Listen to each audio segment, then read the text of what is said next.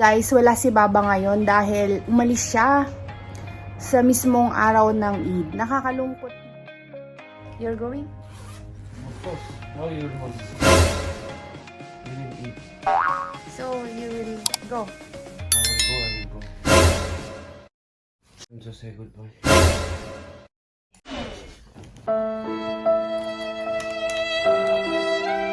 Alis na siya.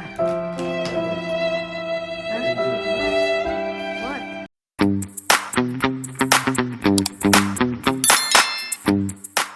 Na kita mapipigilan, Baba? Ano mo dun? You're going?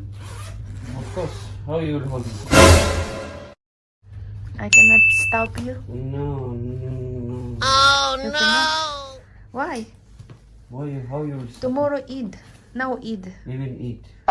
So, you will go. I will go. No other option. Any option, even it's Eid. No. I will eat. We will be alone in the home. What I will do? So, you will say goodbye, Yani. Yes. Time to say goodbye. I cannot do anything. Then, bye. Bye.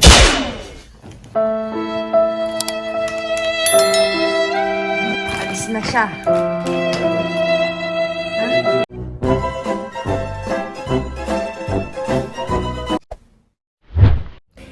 Good morning everyone and happy Eid Mubarak! May Allah grant you peaceful and prosperous life! Happy Eid al-Adha to all!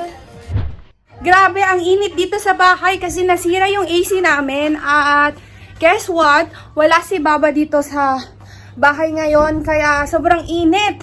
Pero tumawag na si Baba ng technician para pumunta sila dito at antayin natin guys na darating yung AC technician at aayusin nila yung AC namin dahil hindi kami makakapag-stay sa ganitong kainit.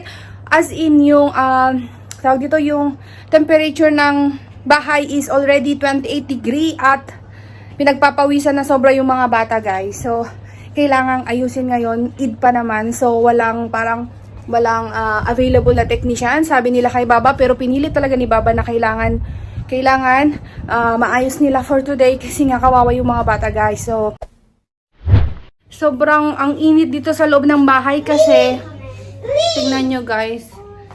Ang temperature namin ay, kung nakikita nyo ba, ayan, 28. Kasi inaayos na nila. Nandito na yung technician, inaayos na nila yung AC. Black and white. What? Black and white? Yeah. Your eyes color is black? And white. Are you cute? Yeah.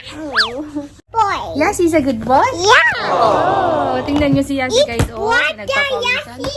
Good boy. Yes, he's a good. Hindi gumagana. Say hello. Orange. What is that? Orange. Orange balloon. Orange balloon. You feeling hot? Yeah. Yeah, you are sweating, right? Yeah, I'm sweating. Yeah, yes, he's sweating. You feel hot? Very, very hot? Yeah. Hi. Hi. How are you? Oh, effing what? Hi guys, ayan, umalis na yung mga gumagawa ng AC namin at ayan na, okay na siya, gumagana na siya. Sa wakas guys, malamig na ulit ang bahay.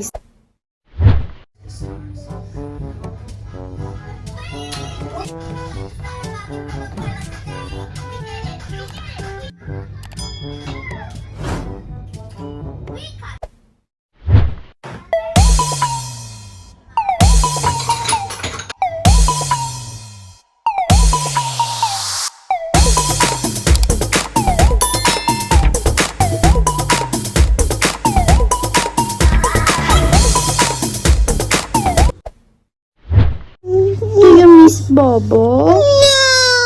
Oh, you don't miss Bobo? Oh. Yes, he's sleepy, right? Baby, do you miss Bobo? Yes, I do. What we will do now is Baba is not here. Do fun stuff. What? Do fun stuff and make ice cream. Do funny stuff and make ice cream? Yeah, without Papa.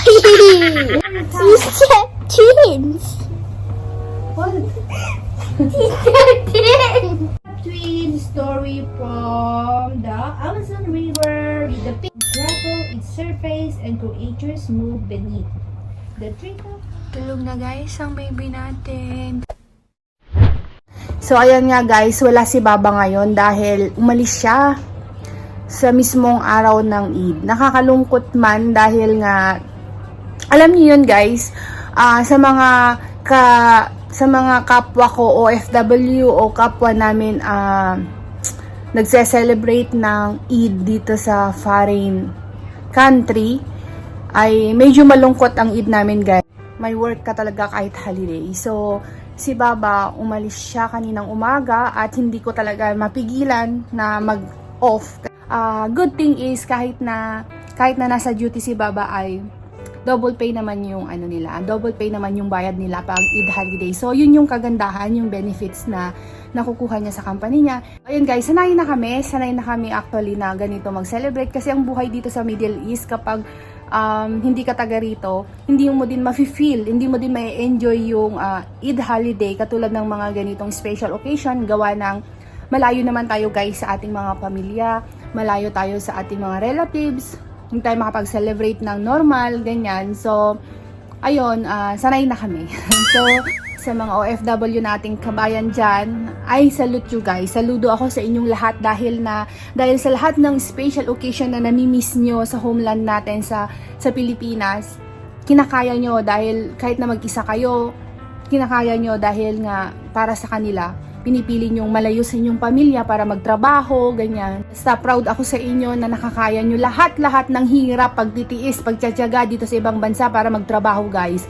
Kasi I am once an OFW na nagtratrabaho na walang kamag-anak, na kahit lahat ng occasion before, nami-miss ko kasi nga, first time kong malayo sa pamilya ko, ayun, hindi natin may iwasang umiyak, magsenti, malungkot, pero pag inisip natin na nandito tayo sa ibang bansa dahil para kumita, nandito tayo sa ibang bansa para magtrabaho at para maiahon natin yung pamilya natin sa kahirapan sa Pilipinas, parang nachi-challenge tayo or nai-inspire tayo lalo na kahit na mahirap, nilalabanan natin yung kalungkutan natin para lang sa kanila. So, sa mga kamag-anak na nasa Pilipinas, sana pagsikapan yung pahalagahan yung mga bawat sentimo na pinapadala ng mga kamag-anak ninyo na nasa abroad dahil hindi madaling malayo sa pamilya at magtrabaho dito sa ibang bansa dahil